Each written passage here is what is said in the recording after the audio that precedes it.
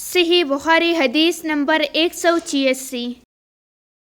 رسول اللہ صلی اللہ علیہ وآلہ وسلم کے وضو کے بارے میں پوچھا تو انہوں نے پانی کا طشت منگوایا، اور ان پوچھنے والوں کے لیے رسول اللہ صلی اللہ علیہ وآلہ وسلم کا صاف وضو کیا۔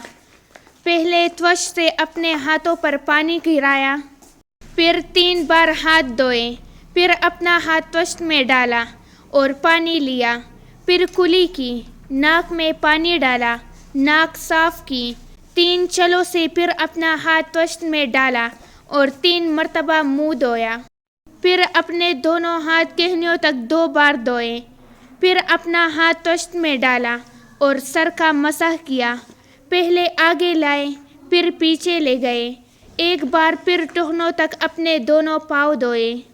صحیح بخاری حدیث نمبر 187۔ ایک دن رسول اللہ صلی اللہ علیہ وآلہ وسلم ہمارے پاس دوپہر کے وقت تشریف لائے تو آپ کے لیے وضو کا پانی حاضر کیا گیا، جس سے آپ نے وضو فرمایا۔ لوگ آپ کے وضو کا بچا ہوا پانی لے کر اسے اپنے بدن پر پھیرنے لگے۔